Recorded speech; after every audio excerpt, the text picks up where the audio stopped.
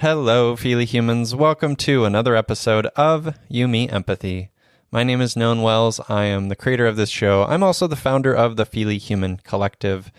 You can learn more about that at feelyhuman.co. And this is episode 260 on what it takes to bring people together with Traci Kato-Kiriyama. Traci and I, in this episode, explore the empathy rooted in multidisciplinary art spaces, revitalizing and uplifting of Asian American community and history, facing death every day and the opportunity within death moments, and, like I said, what it takes to bring people together. Traci is a community organizer. They are part of the Tuesday Night Project, Vigilant Love, Nikkei Progressives. Traci just does a bunch of amazing work in all around the country, but mostly focused in Los Angeles, where they're from. It's wonderful and inspiring, and empathy is a big part of community, right? I say endlessly on this show that we can't do it alone. We need each other. We're mirrors for each other. We grow in capacity. We grow in connection with one another. It's all about community. So this episode's all about community, and I hope you love it. As a reminder, there are a few episodes left of this show. I am wrapping up You, Me, Empathy, and while that feels hard and maybe a little griefy, it's also the right move for me right now. I'm feeling like I want to try something new. I'm feeling like I want to grow the Feely Human community, the membership community that I launched in January. And I want to do some more writing and reading and other things. And I am so grateful to all of you for listening all these years, almost 6 years. I'm grateful to you for the messages I've received throughout the years and the beautiful reflections you've had based on insights you've had in listening to the show. And I'm just grateful to all of the wonderful, beautiful guests like Traci who have come on and been courageous enough to share and open up their hearts to transformation and connection and allowing others in. And so I'm just so grateful for this experience. And like I said, there's a few more episodes left, and I'll do like a wrap-up episode in about a month or so will be the last one. But, if you want to continue to be a part of my world and to connect and to continue those insights and to just be in connection with one another, the best way to do that is to join the Feely Human membership community. We have a wonderful community, and we're doing tons of wonderful events like our Movies That Make Us Feel movie club, and which our next session is on what is it called? In and of Itself, which is wonderful. We do a learning series. Last we watched The Times of Harvey Milk, and we talked about it after.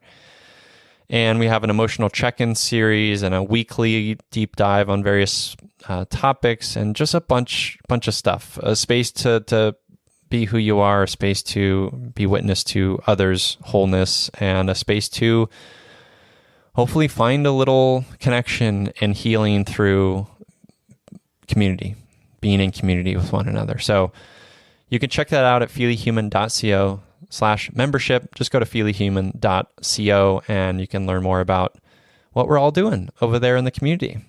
Let's get to this episode with the wonderful Traci Kato-Kiriyama on what it takes to bring people together.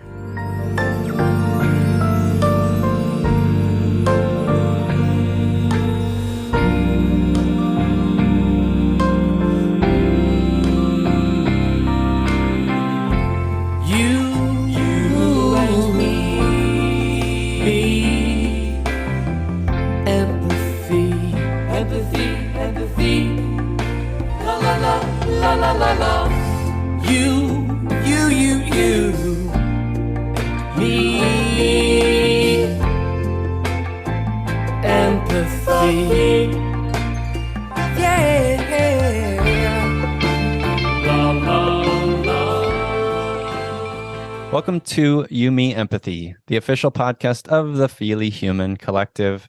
On this show, we explore the struggles, the triumphs, the brights and the darks we face as humans trying to be human on this wondrous and overwhelming pale blue dot.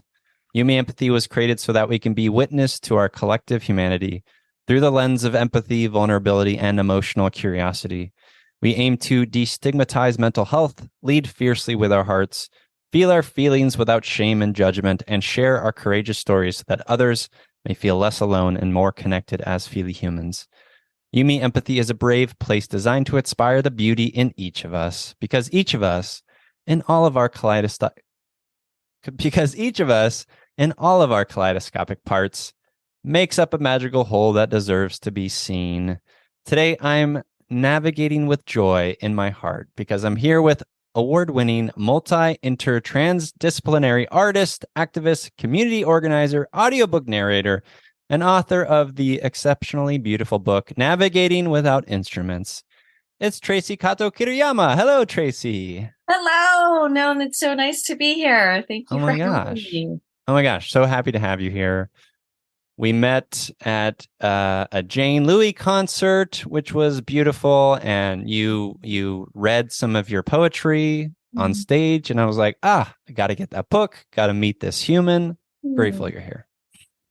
Grateful to be here. Grateful to be present with you. Yeah. Likewise. So we always kick off the show with an emotional check-in, Traci. How are you feeling? How am I feeling? I'm feeling actually pretty excited. I think when anyone asks me how I am, I always say I'm many things. Like that. But I'll start with kind of top of spirit, which is, I'm feeling pretty excited because I had a really wonderful meeting yesterday that went really long, but it was really great. Because I got to meet with a staff person from Tuesday Night Project, which was the organization that was, supporting Jane's show. That's the space that we do the Tuesday Night Cafe series in. Mm-hmm. We're in our 25th year this year. Wow. And one of our staff, Derek Aiello, he wants to do a documentary on Tuesday Night Project and really rooted, especially in that space, Tuesday Night Cafe, that we all, including Jane, we're all part of, and all sort of like a big network and family through. And so it was just really refreshing to talk to a young filmmaker who's like so excited to do something that he feels, in his words, he could like contribute. That's the way he could contribute.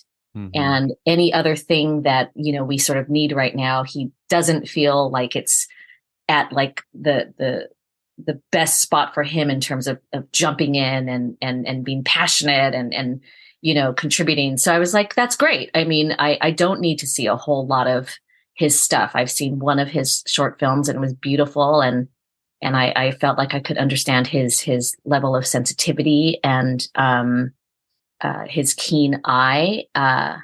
So, I was just, I don't know, there was something really neat about that. Like just somebody being excited about a project that actually fulfills a need that we've talked about for the last 15 years, And so that's pretty exciting. I think always, I feel a lot of just general gratitude. I think that that's just a feeling that I carry. And then, if I dig any deeper, then it's just like, the reasons why I think we keep going and we keep doing all this stuff. Certainly it's attached to, other feelings, right? Of sure. Like, gotta keep going, with all these wonderful people, it's like, I gotta keep going. I get to keep going. And then, but it's attached to, okay, gotta keep going. I'm tired. Yeah. The time I'm tired. So, but I think that's where I am at, like right at this moment. Yeah. How are you feeling?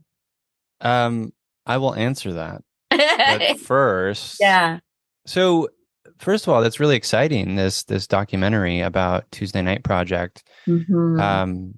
I would love to learn a little bit more about Tuesday Night Project and how that came to be, and then I would love to like just reflect on and talk a little bit about what does it take to bring people together in community, right? Because you are someone who I've, based on reading your book and someone I've, based on your social media, all this stuff, you're someone who builds community. You're someone who likes and sees the value in bringing people together. And so let's start with how Tuesday Night Project started and what it means to you.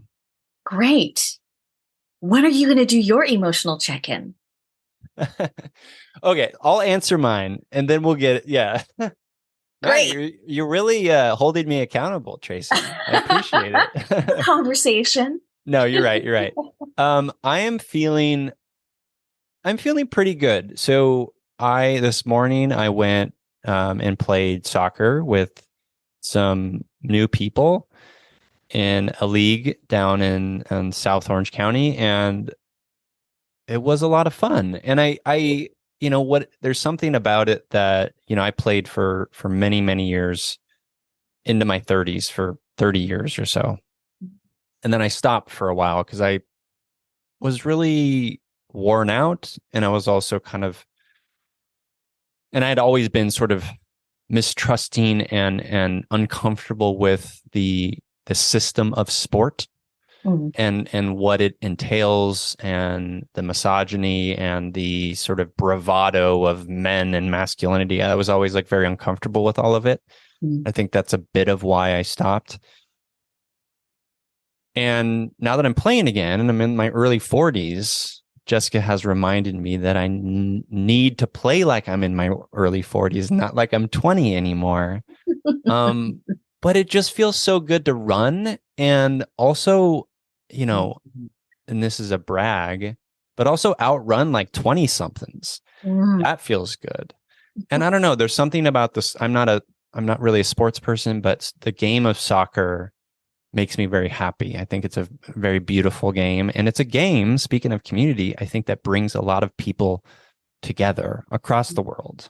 So that's kind of filling my heart this morning. And then also seeing our chicken nuzzling up with the bunnies is like super heartwarming, and is filling my heart as well. So that's how I'm feeling. I know. That's adorable. It's so adorable. Like, we adopted the chicken, and then the bunnies came a couple weeks later, and now they're just like besties. It's great. I know. And that fast, right? Yeah. That's amazing. Well, we need each other to speak on community. Yeah, we all need each other. Yeah. They're like, we're here now, we're family. Let's do this. We need cuddles. We need contact. Let's do it. We need contact. We need love. We need to eat each other's food and figure out what each, that tastes like. It's really special. Wow. We see community everywhere, right? We see the need for us to be in connection with one another. Yeah. We need to always remember we belong to each other. Right? Yes, precisely. Yeah. In these spaces. So, yeah. So Tuesday Night Project. Yeah. Let's get into it. Let's get in it. Yeah, it started out of a need for, I think, myself. And as I investigated and asked questions of the artists around me, we were in our early 20s. I was touring with a theater company. We were meeting all kinds of artists, who were all experimenting. We're trying to figure out next steps in career. And at the same time, I was also working with a lot of young activists, and we were exploring different parts of Los Angeles and seeing these amazing spaces in places like Highland Park and East LA and Boyle Heights, Leimert Park,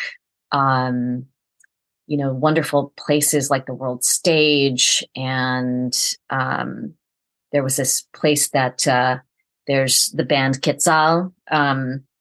They do, their wonderful musicians, and but I remember meeting them at their space in Highland Park, and there was just like a lot happening, I felt like, all around us. And one of our friends in the activist group that I was in was always saying, oh, well, what's the Asian American scene, how are we kind of gathering on a regular basis in these ways that we see, like with all of these other communities around us.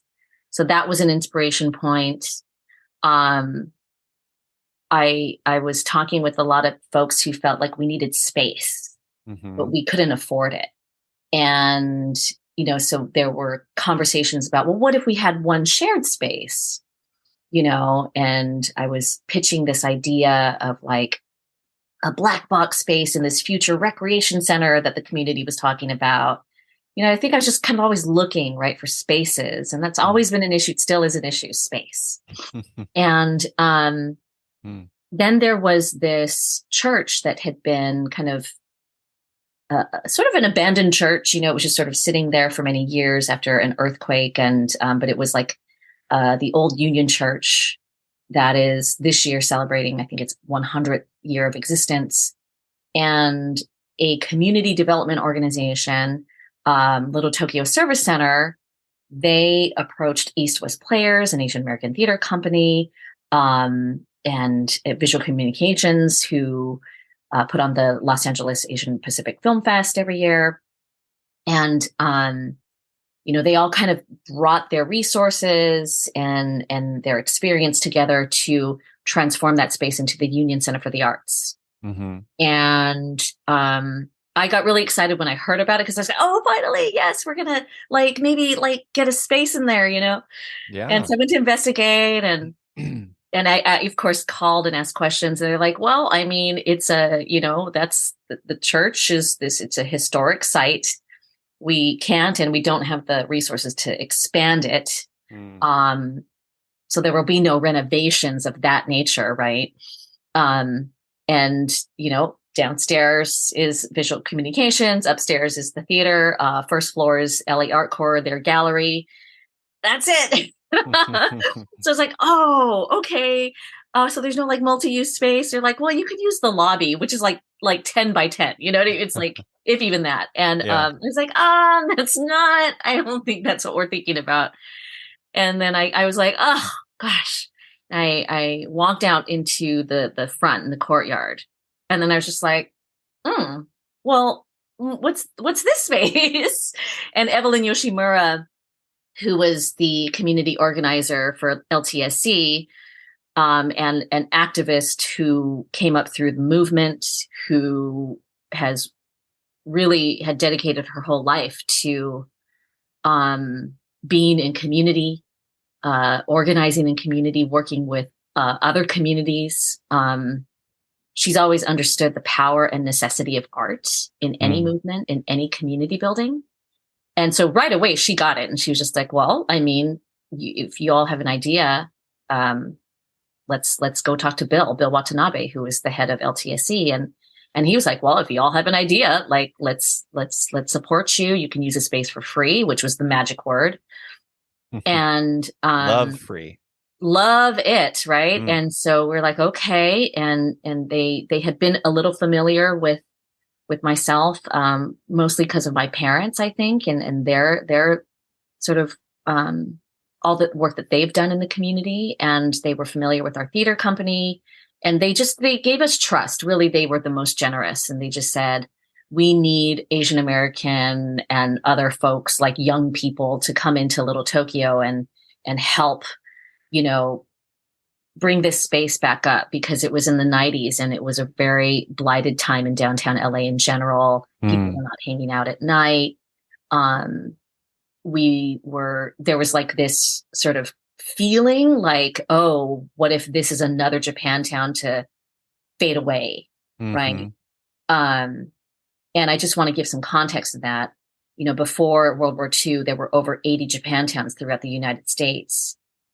And then that completely got decimated very purposefully, very deliberately through the war. And at the time then in the 90s, there were just 3 left.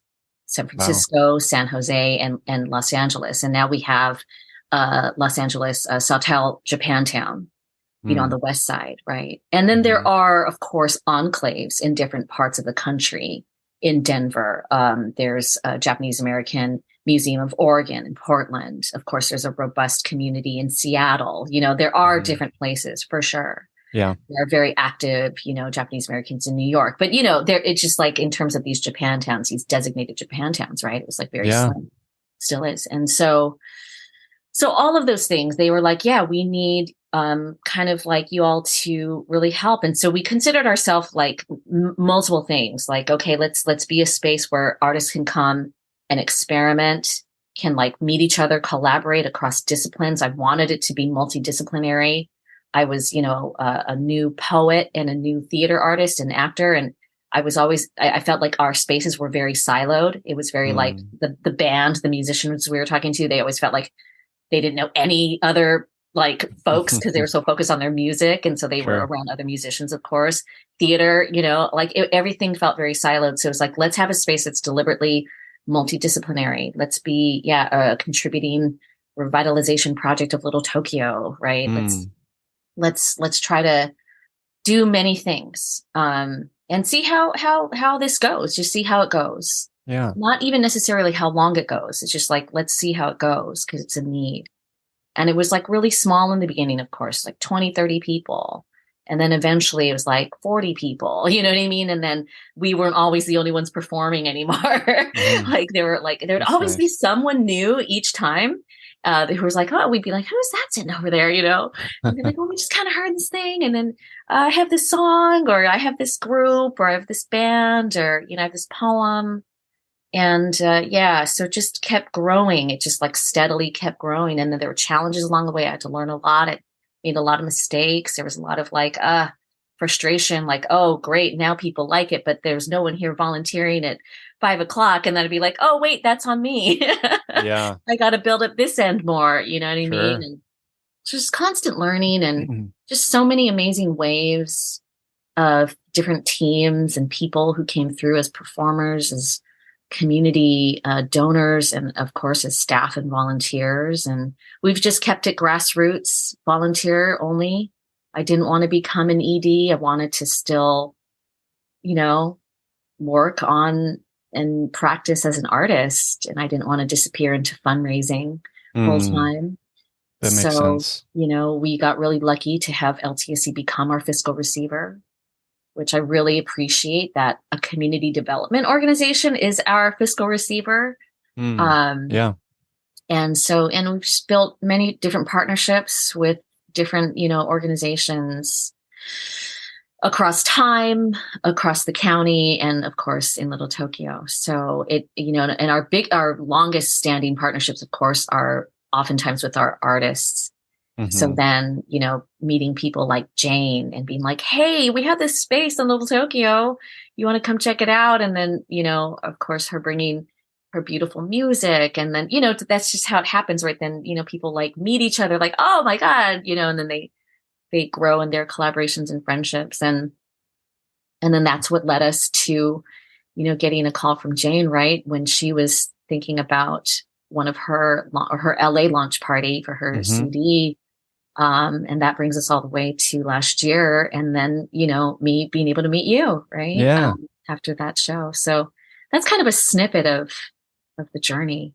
I love Yeah. it. Thank you for sharing that. Mm. And there's something about it, and I think it's connected.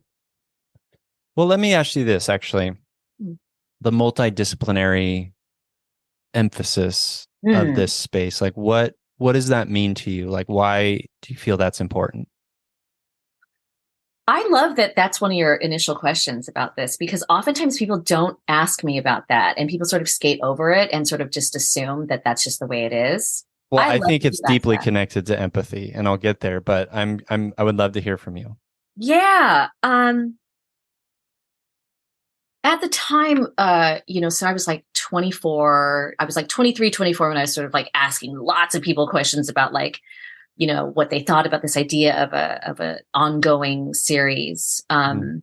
that organization I talked about with the activists and organizers, that was called Action, API Collective to Initiate Opportunities Now, exclamation point. So we had done this. We also studied a lot about, in our conversations and studies about imperialism, colonialism, racism, sexism, misogyny. We were talking a lot about art in the movement. And so we created this event called Art Attack.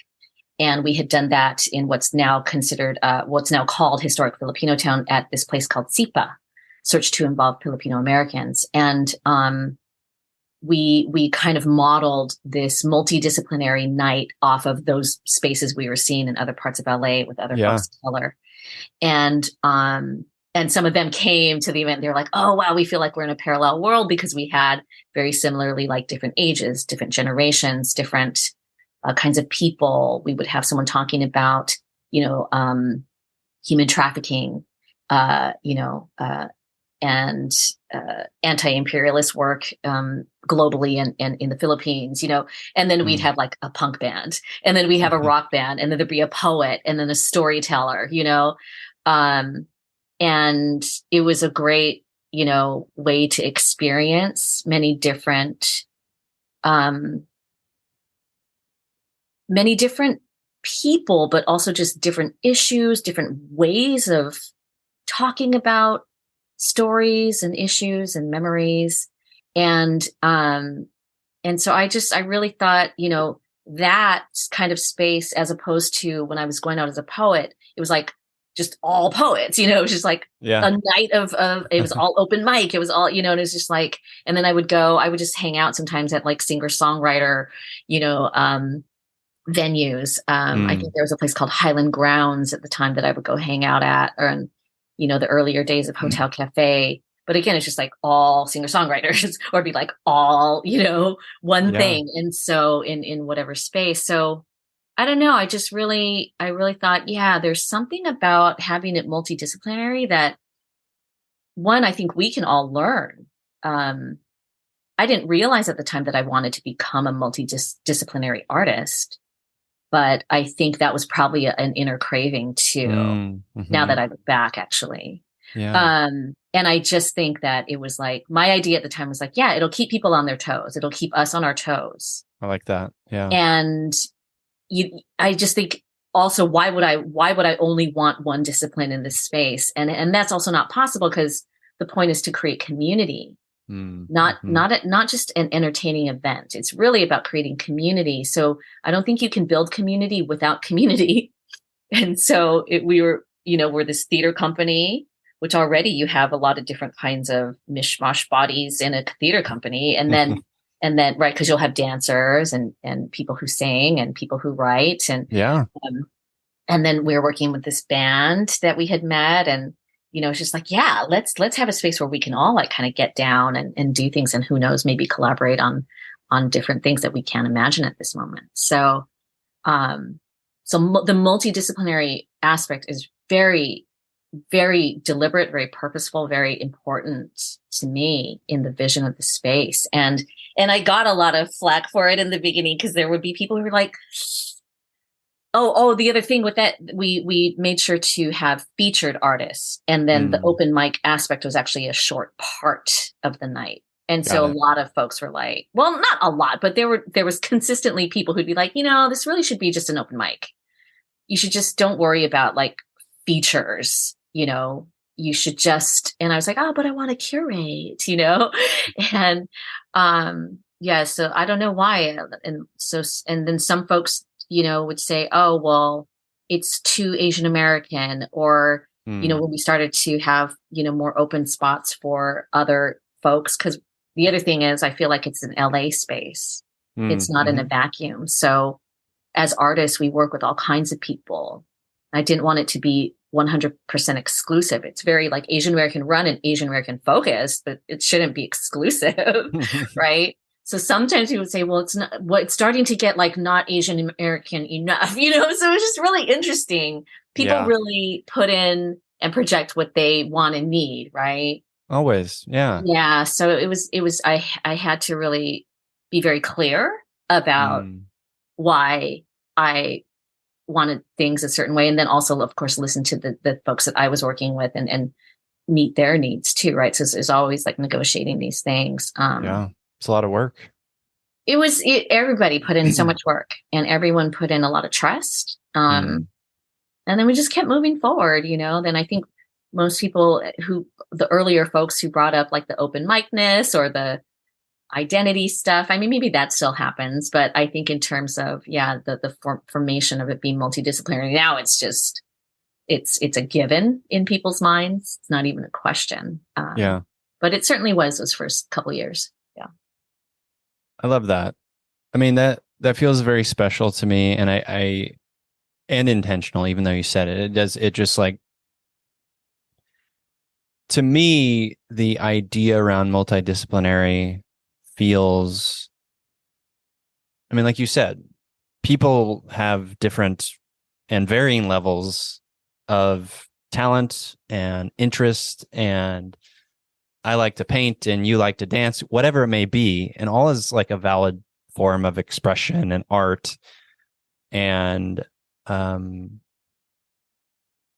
also like speaking from different perspectives on certain ideas. Like someone can do choreography for a dance that speaks to the oppression of their people, and then someone else, a poet, can speak to that through words, right? And that feels like very accommodating of interests and accommodating of a heart, different hearts and perspectives and styles. And also the end result is like the mishmash, as you said, you're bringing people together and you're naturally forming an environment that can be collaborative and also like challenging, like bumping up against certain biases that are formed in silos, right? Mm-hmm. Certain assumptions or frames of view that are just like naturally formed in silos. Mm-hmm. So that feels like really special to any community space, I think. Mm-hmm. Yeah. And the band we were working with, Visiting Violet, I remember them saying that they didn't really feel like they were part of a bigger Asian American community. Mm.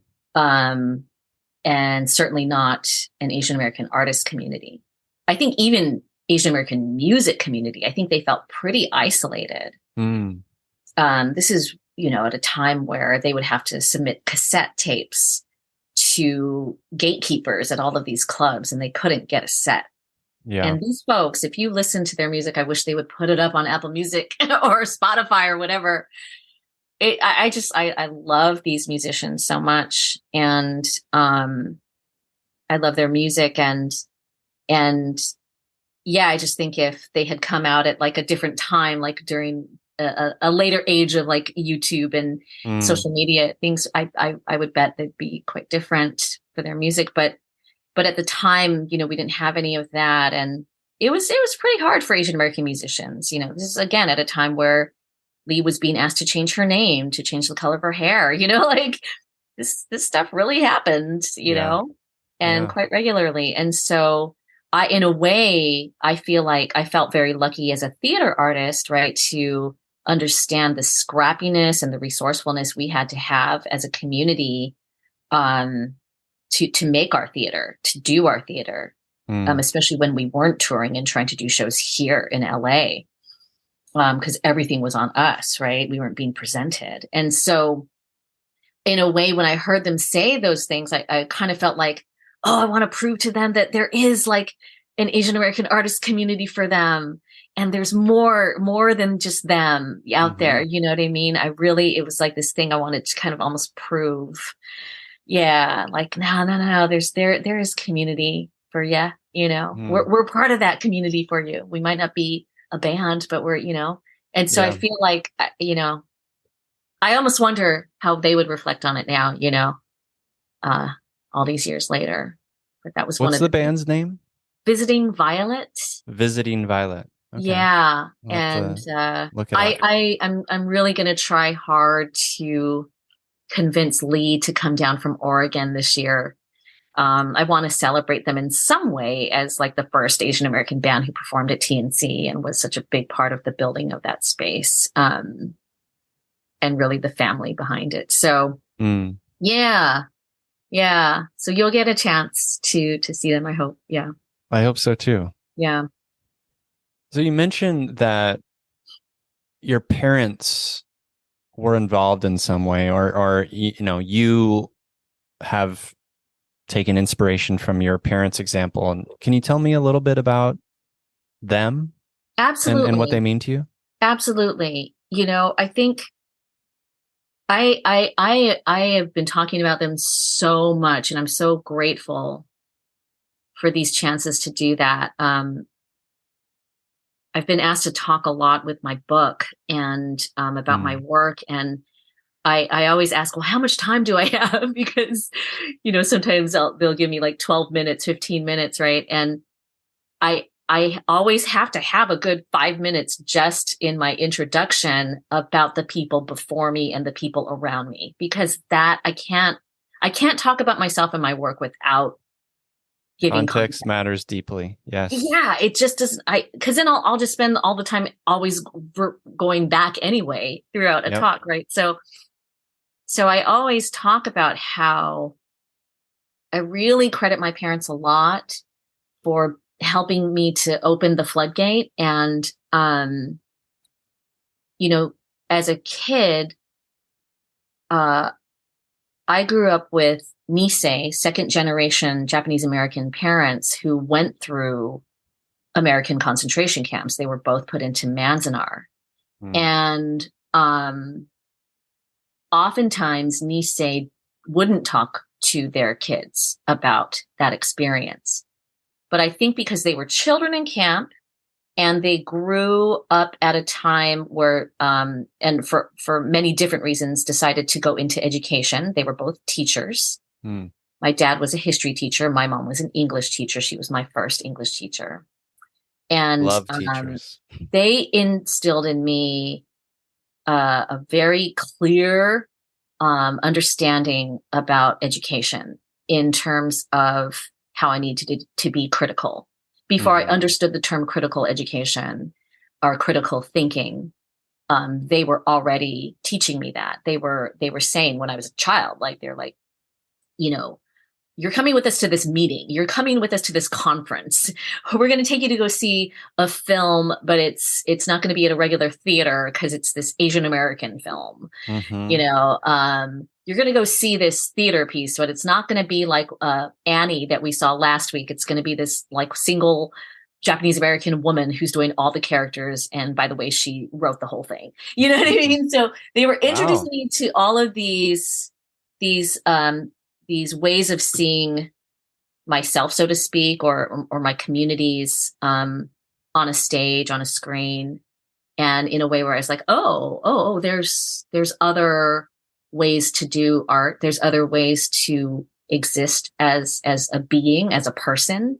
And more than anything, I think they drilled into me an understanding that most of what I was going to learn about myself and our American history, our history as human beings, period, would not come from the classroom. It would not come from my textbooks. And so that's why I needed to pay attention when they took me to these meetings and these conferences and these like solo performance shows, and certainly why and how I needed to pay attention when they took me to Manzanar during the pilgrimage every year.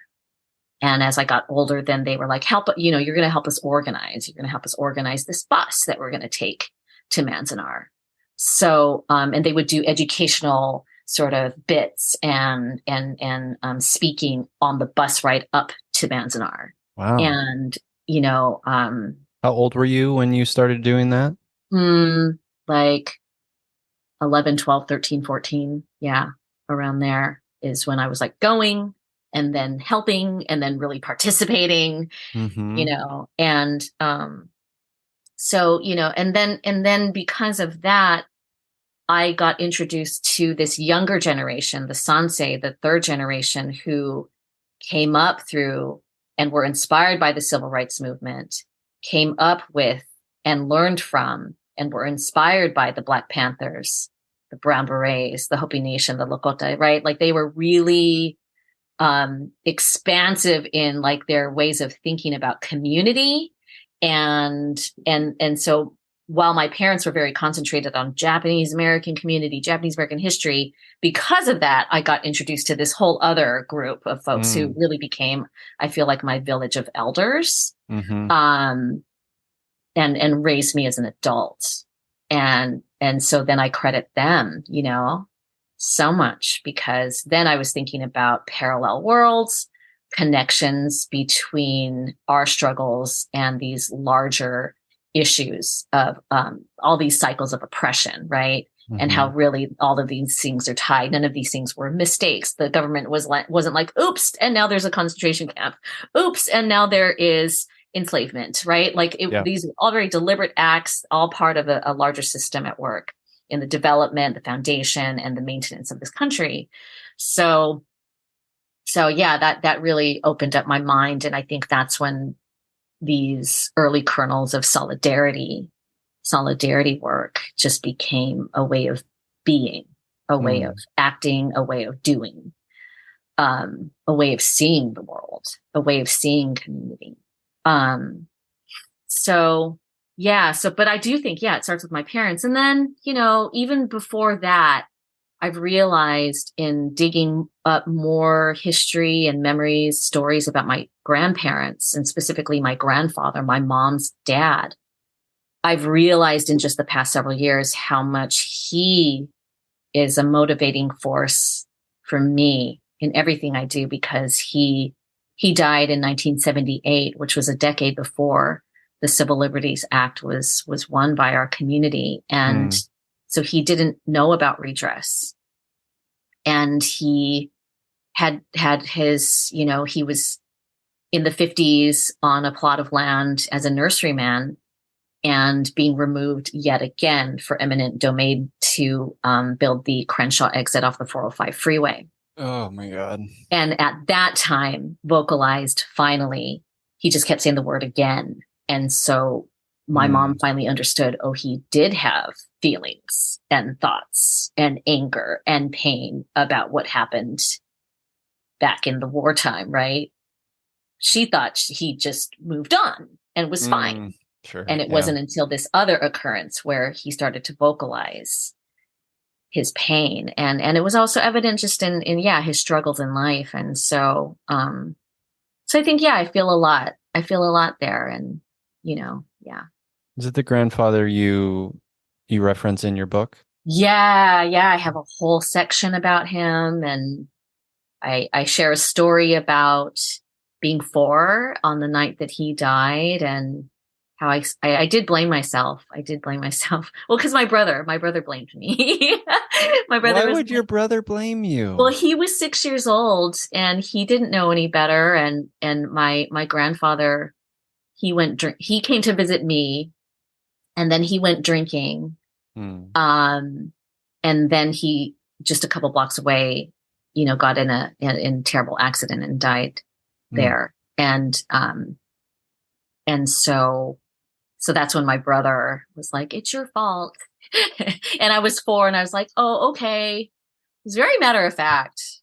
I was very much like, "Oh," and it just like planted that thing in me, that idea as truth, right? As fact. And so it wasn't until about 10 years later when I casually brought it up, because my brother was telling us how he was the president of Students Against Drunk Drivers. And then we're kind of talking about grandpa, and I was like, I know it was my fault that he died. And everybody was like, and all these conversations happen in a car. It's so funny. And my mom was like, "What?" Everybody's like, "What are you talking about?" Even my brother's like, "What are you talking about?" It's like, "Oh, you told me it's my fault. Because grandpa came to, see me." I've been holding on to this for 10 years, brother. And I wasn't really emotional about it, because I had just accepted it as fact. Yeah. And then they were just like, "No, it's not your fault. That's not how it works." He went afterwards to go drink with friends. He got in the car, so I think, then I think accepted it like almost as easily. It's just like, Mm. oh, okay. But I think of course it stuck with me, right? Like Yeah. just that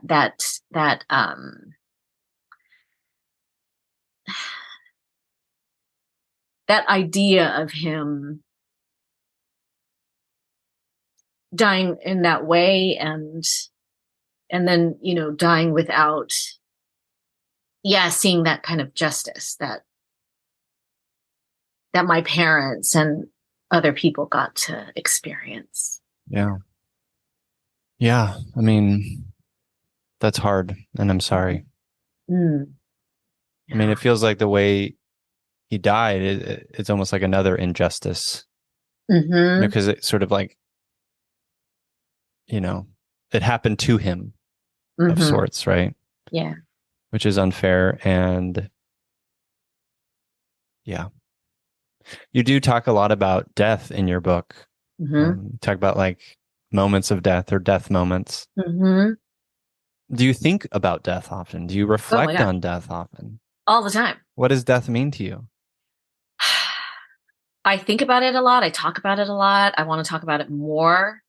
Um, that's why I wrote it into the book. I think about this book as a way to have conversations. Mm, I knew that I would be going out with it a lot. So I was like, well, if I'm going to put all this time and effort and energy and my life into this project, I have to be honest about me and my stories and the things I want to have conversations about. And so death is something, yeah, I think about a lot. I think, growing up in a Buddhist household, um, my dad was a member, and our family is a member of the Senshin Buddhist Temple in Los Angeles. And um, Reverend Mas Kodani, any chance that I get to listen to him speak, um, it's always really awesome because he's always talking about death. and and I think, I have I just stopped counting after a certain point, after going to like well over 100 funerals. mm, That's what you do as Buddhists. You attend a lot of funerals, and at least in my family, and I think in the Jodo Shinshu Buddhist community, I can go as far as that. Um, and I think because there's always talk and discussion and thought about it, it's not morbid. It's really a way that it's really how we're talking about life and living and yeah. being present and being grateful. Hmm. And, yeah, I, I can't imagine not thinking about it as much as I do actually, because, um, we all face, if we're paying attention, right? We all face these ideas of our mortality every day. The Yeah. decisions we make, the decisions that are made around us that affect our world and our existence, our neighborhoods, our ways of interacting with people, our assumptions, the ways we're perceived, what we Mm, project onto other folks and what's happening around us. All these things, I think, we're always in spaces where we have to think about someone's safety, our safety. Yeah, just there's a certain fragility, I think, in the air sometimes, mm, with the ways in which we've come to expect interaction between ourselves and another person, friend or foe or stranger. yeah. and um and so I do appreciate having conversations about death and death moments and near death experiences. I think, yeah, I included several of them in here and in the book, and I think it's been cool to have more conversations about it. But you know, I don't know. What are your when you thought of or saw like, oh gosh, there's a lot of death. Like, what It were wasn't a some? no gosh. It was like, I Mm. love this. I'm here for Mm. this. Yeah, do Yeah. tell. Well, I think death is profound, and it's another, certainly it's a thing we all can connect over. It's a thing that we all have in common, certainly.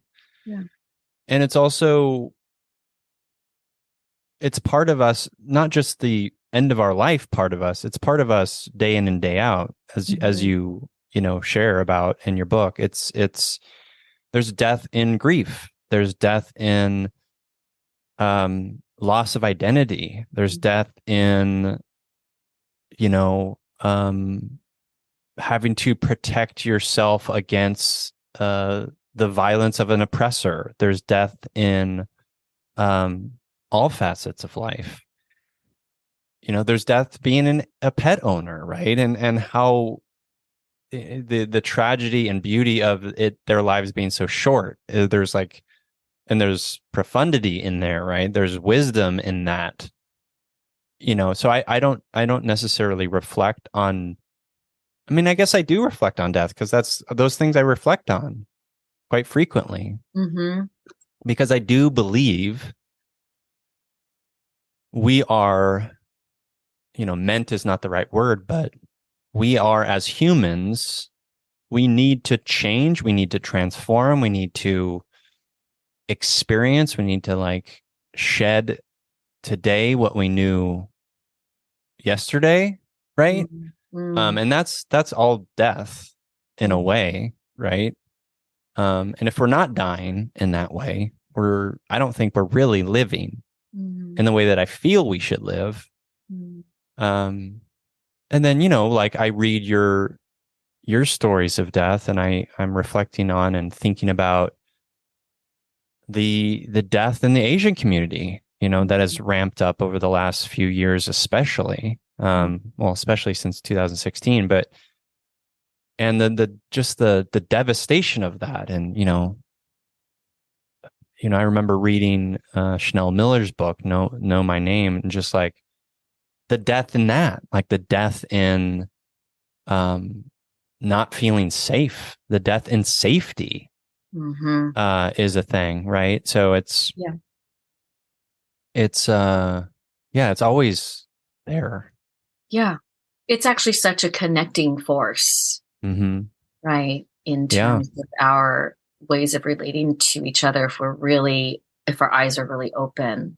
And I feel like, bringing up, say, the raise in uh, hate crimes and killings in the Asian and Asian American communities, like I hope that we are always having our eyes open to, again, how it's further connected to the violence happening um, in Black and Brown communities, to the point Mm-hmm. where that's just become, um, over centuries, embedded in folks' realities, right? Of Yeah. how they step into the world, and then how that also is connected to the way non-binary and trans bodies have to navigate Mm-hmm. their world Yeah. outside of their home, inside of their bodies and minds and spirits. Right? Like, just all of these things are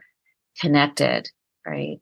Mm-hmm. And They are. um, yeah, I also think about how when we have a death moment, we have this opportunity um, of clearly experiencing transformation.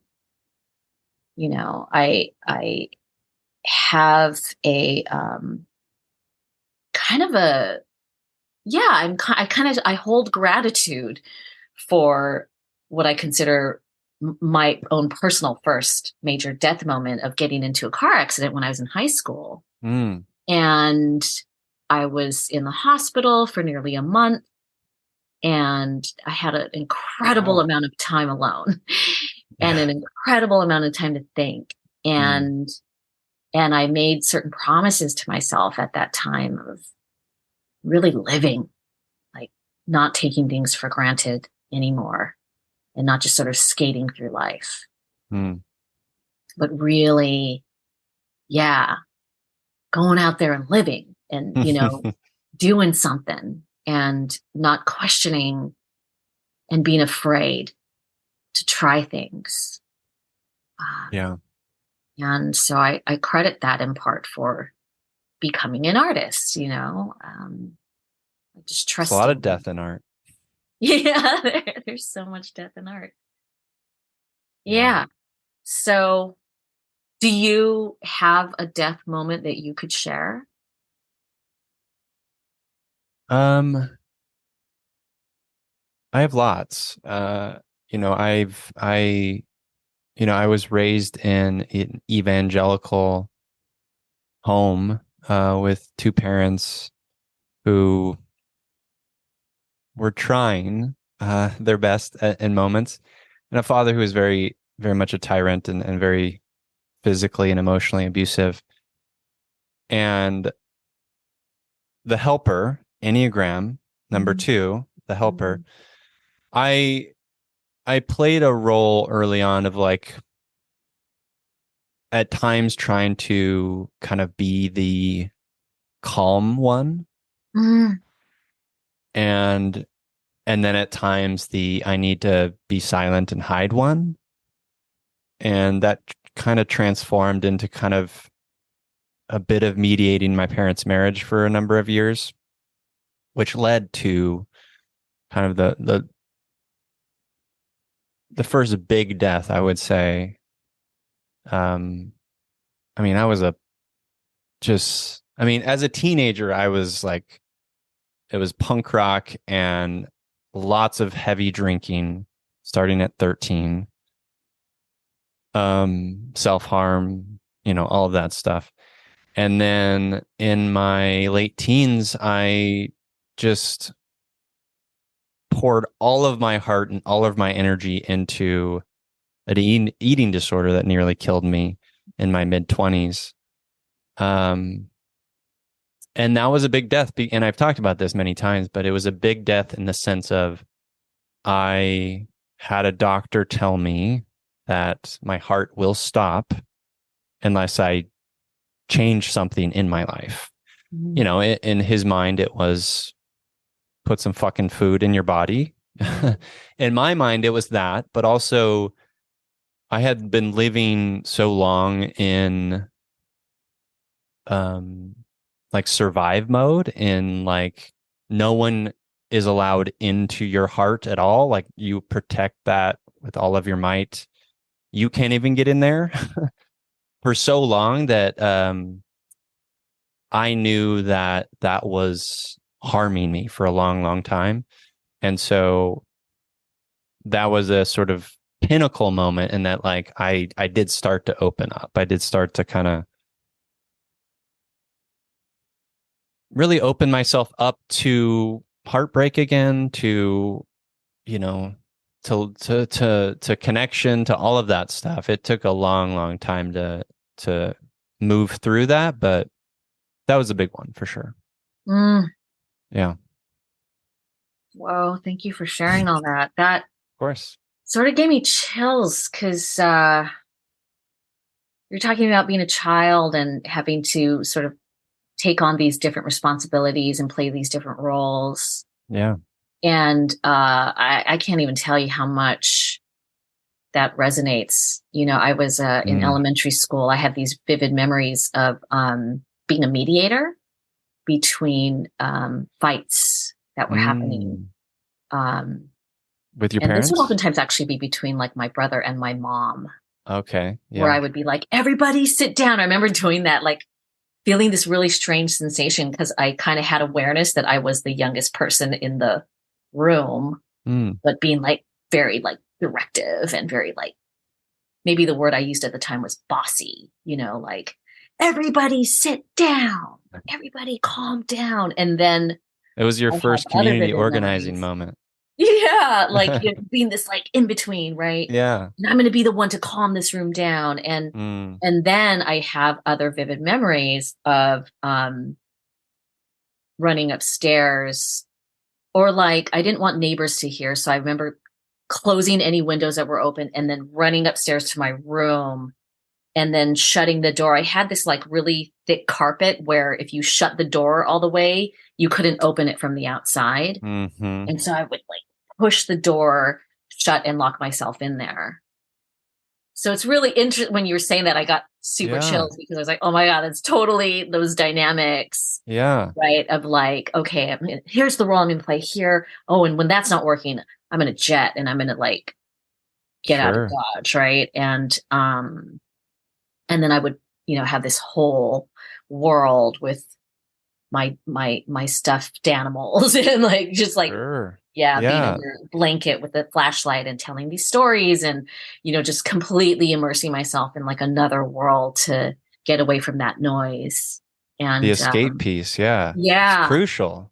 yeah. Yeah. Books were that for me, for sure. Mm, Art, books, reading, like all of that is a portal to yeah, certainly empathy, but allowing us as kids when we don't have a car, we don't have a yeah, necessarily a means to like remove ourselves from a situation that feels uncomfortable or untenable. yeah, Having those outlets is crucial. Yeah. yeah, yeah. What do you think that says about you as a person, you being this young kiddo trying to mediate? Like when you reflect on that now, like what do you feel toward that little Tracy? Yeah, I had to reflect on it a lot in my 20s because I was seeing a therapist very regularly for a long time. And Joan, Dr. Madsen, was an awesome, awesome, awesome. I miss them. They're no longer here. But they were Mm, such a wonderful, amazing therapist. And um, we would revisit those early years, of course. And she would tell me how in current situations that I was in my 20s, she would point out how, well, it's understandable. Like you're applying sort of like the practices and the survival skills of when you were a child to now. It's just that it's not transferable to when you're an adult. You mm. can't necessarily like force people to, calm down or, in a certain moment. And you Yeah. can't just disappear and Hmm. like disengage. Right. Yeah. And, and so it's really interesting to have to really face it in that way. Like, okay. And honor it too. It's like, no, that's what I had at the time. Those were my tools at the time. And that was the best that I was doing and could do. And that was good. It was Yeah. fine.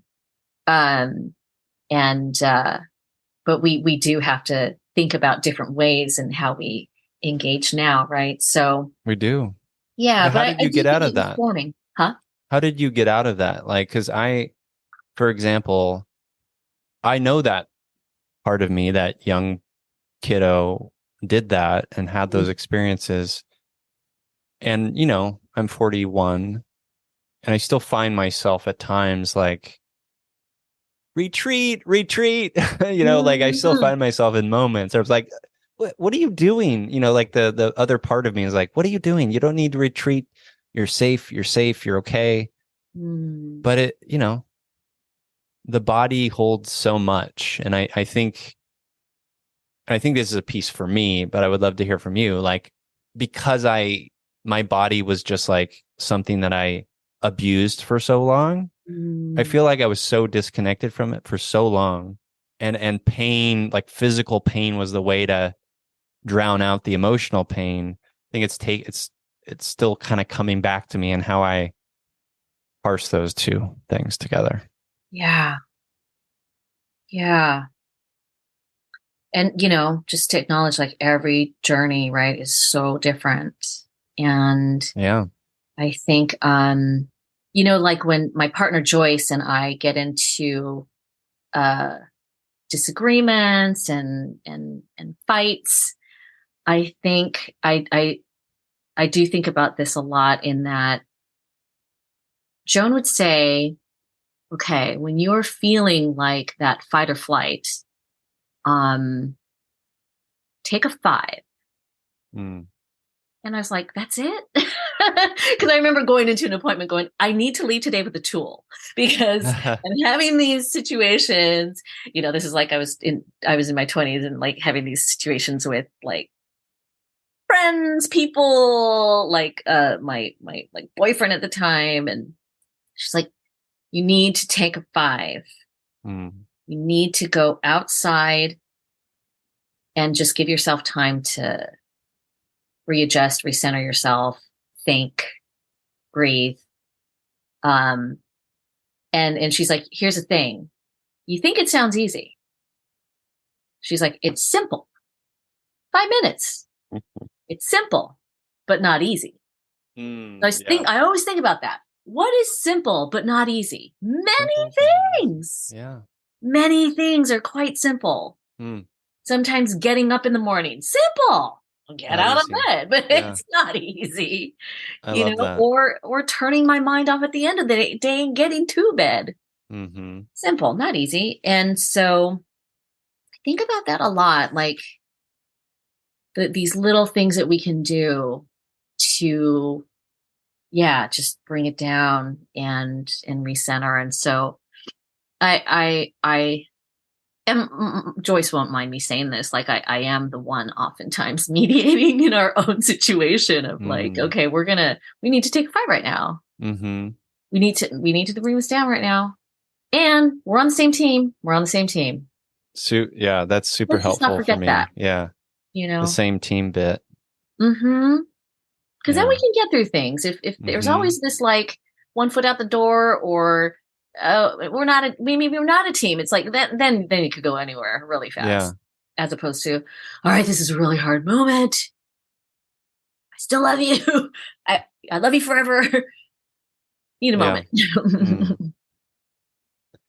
I mean, relationships are hard, and because it's 2 people coming together, and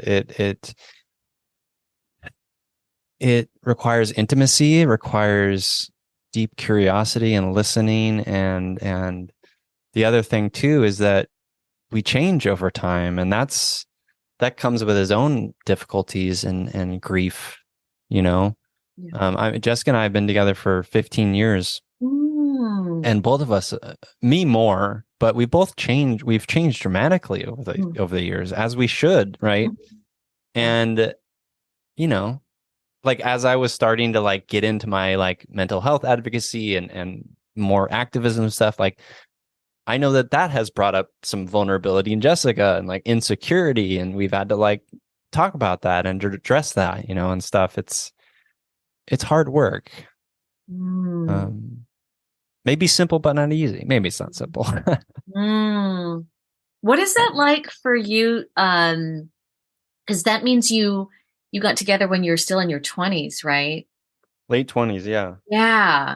And to now be 41, and like, that's such an incredible, that from the 20s into your early 40s with a partner, that's a really quite a span of time, and a particular time too. It is a particular time. I think you're right about that. And,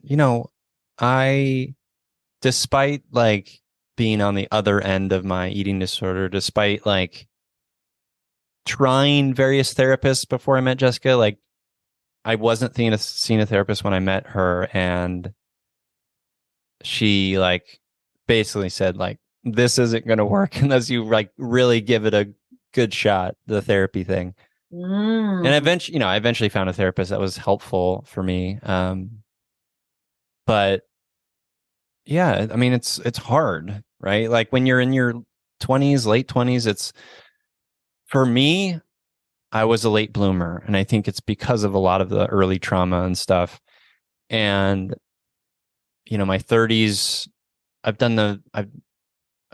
didn't do much growth in my 20s, to be honest. And that kind of came later in my 30s, and I'm still experiencing a lot of that right now. But yeah, I mean, we've definitely had our pain points and struggles, and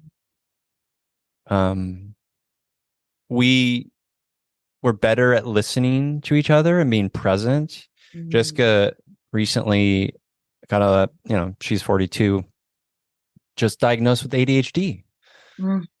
So part of like being in relationship with someone is now I have to do my due diligence to like, let's learn about ADHD. Like, how can I show up for her better? How can I like be present with the fact that like her keys can never be found? And that's not some failing in her person. It's part of who she is. How can I like when I like want to say a thing because something exciting happens, but she's focused on her dissertation? How can I like take a moment and then maybe like gently touch her on the shoulder and then allow her to kind of like disconnect eventually and not rush it, right? Like, and that's part of like the empathy that comes with like learning new things about one another over time, you know. That's super important and we've gotten better at, but you know, it's hard. Yeah. Wow. How long have you been with Joyce? We're celebrating 8 years at the end of this month. Wow. That's amazing. It's been incredible, trying, but awesome journey thus far. And I think we're just determined to keep growing and keep trying and try different things. I'm big at like, you know, hey, we should always be changing. We should always be growing. And if we keep trying something in the same way, come on, we got to try different. You have to try something new, something different, right? Yeah. So. Yeah. That takes courage and vulnerability. And when you have someone who's up for the task, like, that's great. Yeah. You know, you have each other's backs and you can be mirrors for one another, which we need. Yeah. But yeah, I just want to acknowledge like everything you shared because I bet that's such a journey. That's just such a journey. And it just sounds like there's been a really great back and forth, right? Of like contemplation, introspection, action as individuals and as a couple. And it's just like that sounds like solid. I mean, she's my best friend and I'm inspired by her every day. Like she teaches full time in community college. She's getting her dissertation in like prison education. She like started the prison program. She teaches in a men's prison. She's just like a superhero to me and like someone I look up to and, you know, inspires me to be better, to change better, to all that stuff. And I hope I do a little bit of that for her. I think I do, but I'm sure you do. Yeah. Sure you do. I mean, that's it, right? Like it's not just in partnership, it's in community, right? Like we grow in connection with one another. Like we need each other. We need that mirror. We need to bump up against our own biases and stuff. Like that is it. Yeah. Right. We don't do that stuff like as these individualist beacons of strength. We are not that. That just further divides and isolates and pits us against one another, which is of no use. Yeah, we're whole beings. And so that includes all kinds of faltering and mistakes and judgments and how can we possibly grow without other people? I mean, my learning has always come essentially through people. Even if I'm reading books, that's coming from somebody else, right? It is. Yeah. And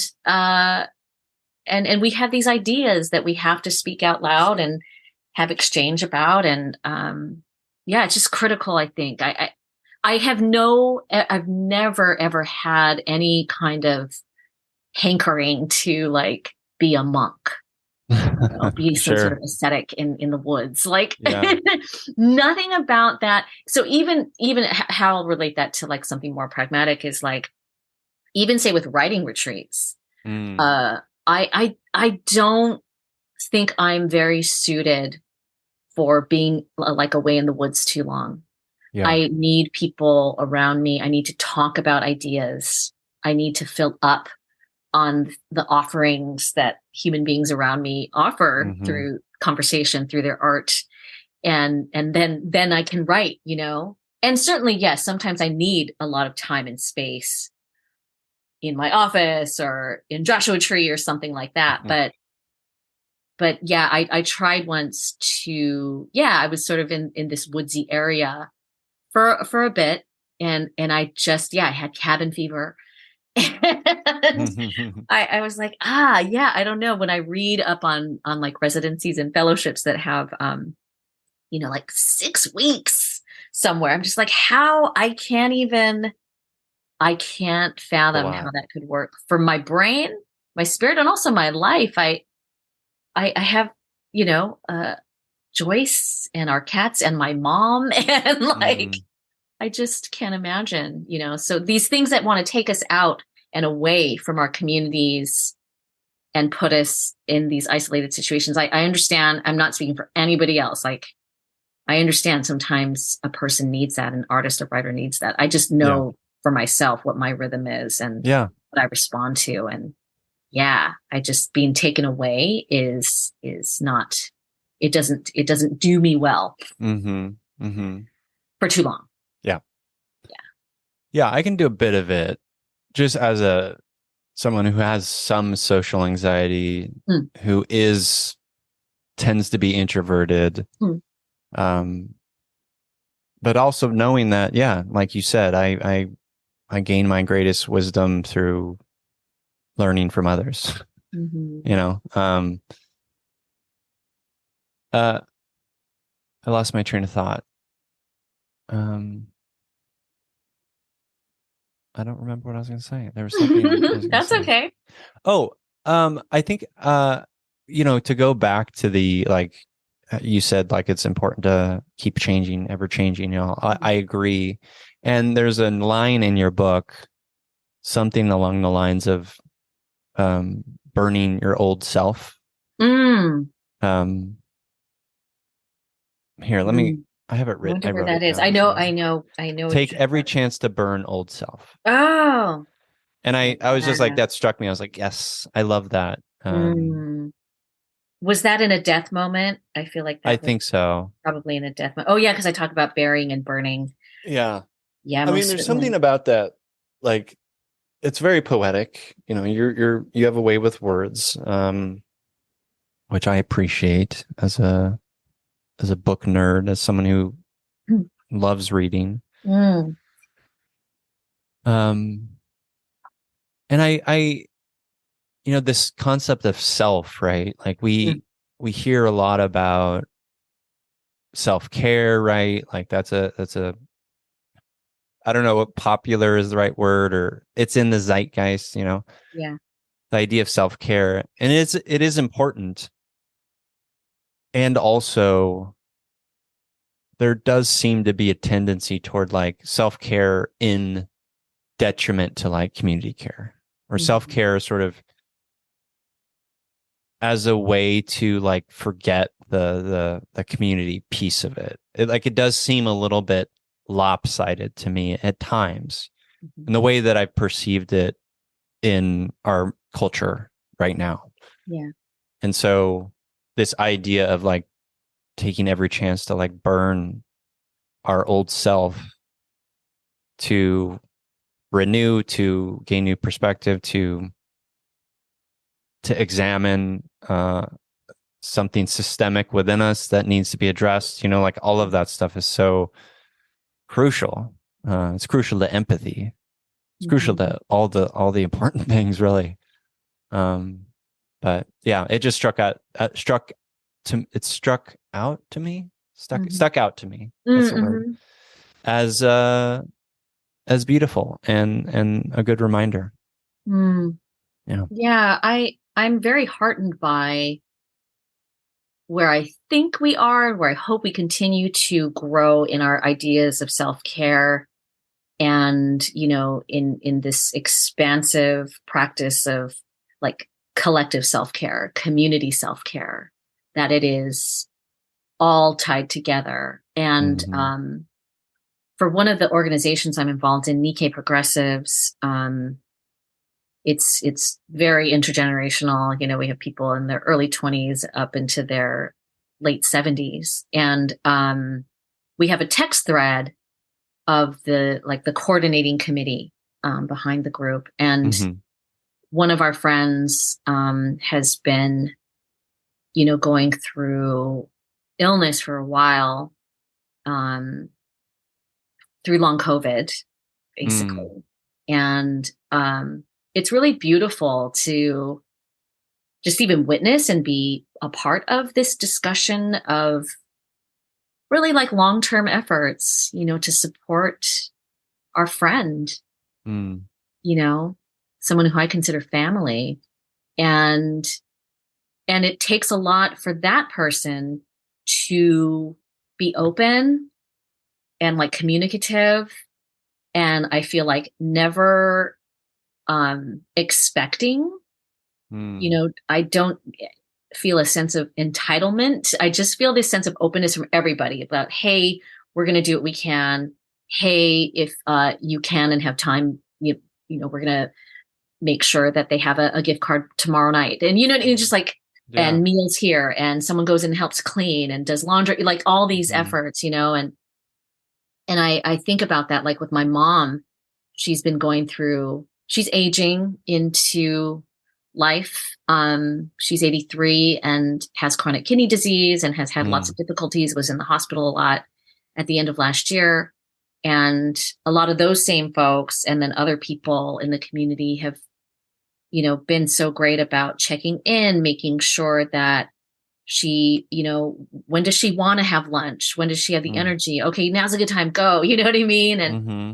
And a friend of mine who lives just a couple blocks away is going through stage 4 cancer right now. And then we have our own thread, and we're talking about how to support that person. And, so just like all these examples around me, um,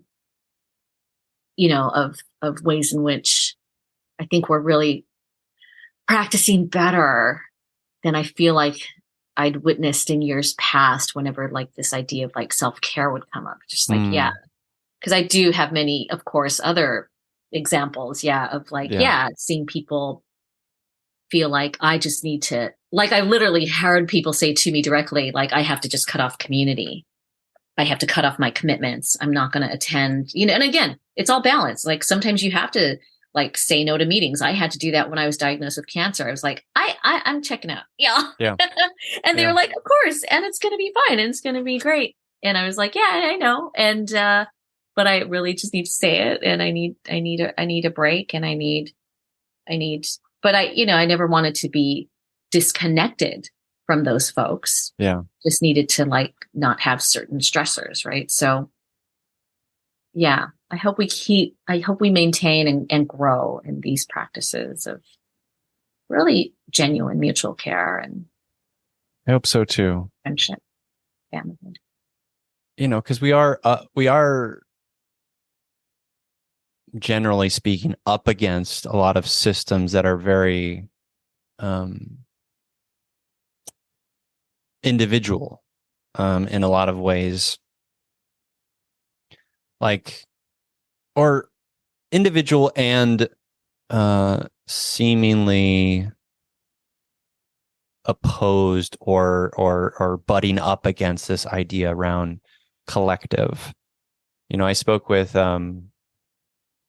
Jennifer Mullen of Decolonizing Therapy, and we had this long conversation about like the therapy space and like what that looks like in terms of like collective care and liberation and stuff. And it's like Mm-hmm. an uphill battle for patients. It's an uphill battle for even the therapists themselves. Then I Mm. keep reading about, how like the suicide rates in physicians and the sort of them leaving their jobs at rapid rates because like we just don't have it set up to like care. Like it's just like this the mechanism itself is just designed to like burn them the shit out to the point where they just feel like there's nowhere else to go. And it's just like you see that again and again in all these different spaces. And it takes me a lot of effort as someone who like feels big to like not have that the thing to be like to render me still, right? Yeah. Like that's not Yeah. useful and it's devastating. But you get it. Yeah. I definitely want to follow up on that book, Decolonizing Therapy. So Jen, her new book, she hasn't written a book. Well, Okay. she has written a book, and I think Okay. it's coming out later this year or early 2024. Either way, give them a follow on Instagram. Like Sure. she's great. Absolutely. We should probably start wrapping it up. Yeah. Um, I feel like I could talk to you forever, but we Seriously. do always wrap up talking about our empathy heroes. So people in our lives who are empathetic, feely, compassionate, inspirational heroes of ours. I call them empathy heroes. I'll go first to give you a moment to reflect on yours. Okay. My empathy hero this week is someone I don't know very well, but whenever I see them in TV shows or movies, I'm like, yes, I love that actor. And they just passed as of this recording. Lance Reddick, Mm. who was in the John Wick movies. He was in The Wire, of course, Mm. Fringe, the TV show. Just a character actor that you've all seen and loved Mm. throughout the last 30 years. And he died at the age of 60. Oh, wow. It was devastating.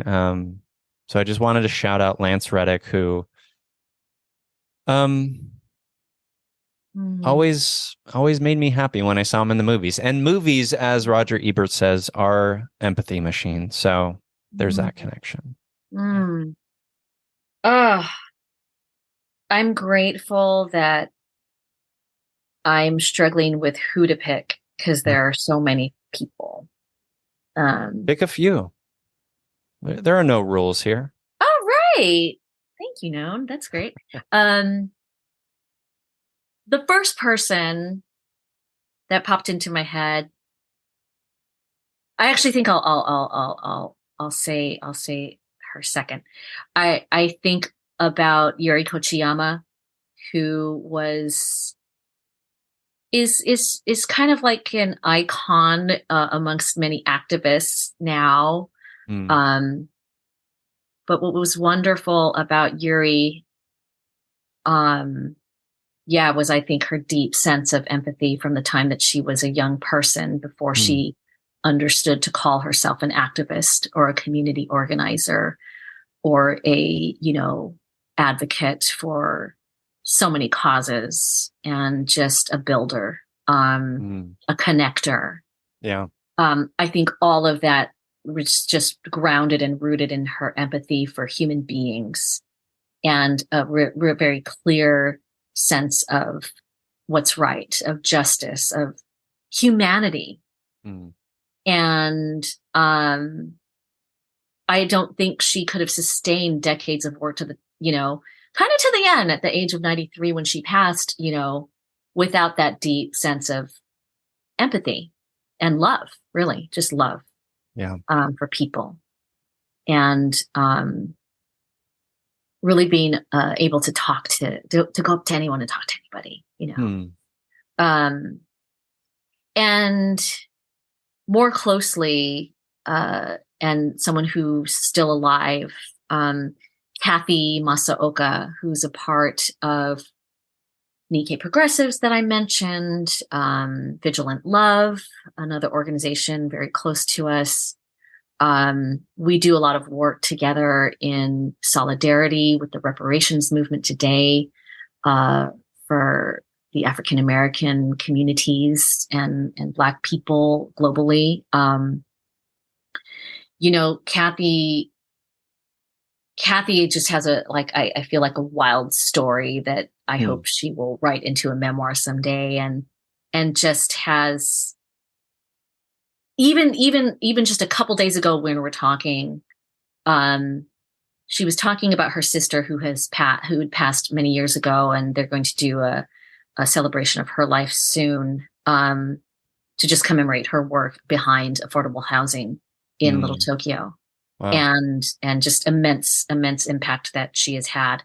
And she talked about her sister being like sort of someone who didn't really care about what other people think and just would just act upon her values, um, without fear too much. And and Kathy was just saying how she's like, yeah, as I'm growing more confident, I too feel like I'm not caring so much all the time about what someone's going to think when I say something. And I was like, really? So how long have you been feeling this? She's like, yeah, since in my 70s, and I think there's a tie there between like this sense of, always being able to change and grow. Mm-hmm. And I think there's a tie there with holding empathy. Because I think that she's able to be so open to people and everything around her as being something to consider, to help her reflect, introspect, and move forward. Right. Yeah. I think when we have that kind of openness to change, to education, to the people around us, to be constantly inspired, be renewed, to be transformed. Like, I think that there's that tie there with her sense of curiosity and her ability to, just be very genuine in her growth. And that in turn is infectious, and people love her and admire her and respect her. And I have a good time with her, like I just think I always call her my Sansei BFF. And, she to me though is someone who has so much empathy, past and present, future, with people in the world and our relationships and process and what we need to do with each other to struggle through and get through. So those are the two that I want to speak out loud today. So thank you for that. Thank you. Yeah. And can you please say their names again? Yeah. Yuri Kochiyama. If you Google Yuri, Yuri Kochiyama, goodness gracious, you'll find all kinds of things that you should read and read her memoir. And Kathy Masaoka with a K, Kathy Masaoka. I'll let people figure that out. Yeah. And I'll do the Googling people and just link to them in the show notes, or to resources to learn more about them in the show notes. That'd be great. And to you, Traci, where can the Feely humans listening to this connect with you? Yeah, I think I try to be the most, I try to make the most updated things on my Instagram. So TraciAkemi1, Traci Akemi 1 on Instagram. And yeah, I do think, Navigating Without Instruments, this book, definitely I poured a lot of my life, many of my memories and experiences into it. So it's a good conversation starter. But yeah, that's a good way. That's definitely a good way. Your book's a lot to grapple with. It's challenging in the best kind of ways. Awesome. Good. Like, just structurally, certainly, but like the ideas, the emotion of it, all of it. It's very profound. It holds a lot. Like I feel like reading certain passages again, because I'll get more out of it a second time or a third time. Can I end with a little piece? What an honor that would be. Yes, please. Oh yeah, I would love to read this. So throughout the book, there are like notes to self, notes to community, notes to mom, things like that. So this one is towards the end of the book. And we were able to actually do a second edition. So I added a line that I've noticed I've been saying a lot at the end of it. So the book that you have, I'll send you a new book. So this one has an additional line that is not in your book, probably. So note to world. I wish you a moment of death. Is that too harsh to say or too hard to hear? If only to have you come out of it fine and ultimately unhurt, but to be shaken into life, to be woken into the center of yourself, reaching first for your own air, gasping at your own brilliance, granting yourself the permission to say yes to the initial whisper, the one you fear to hold too long because it is the idea, the challenge, the journey you know at the pit of your intuition that you need to take. If only to go through some end and exist in utter, undeniable gratitude, forgiveness, and movement forward. To have you full of courage and determination to weather by all means necessary the overwhelming, ever-present, internal or external force of fear. I wish you a good moment of death. Thank you for letting me share. Oh my gosh, it's beautiful. Thank you for sharing. And thank you for being a part of this podcast. Thank you so much for having me. I really enjoyed this conversation so much. I did as well.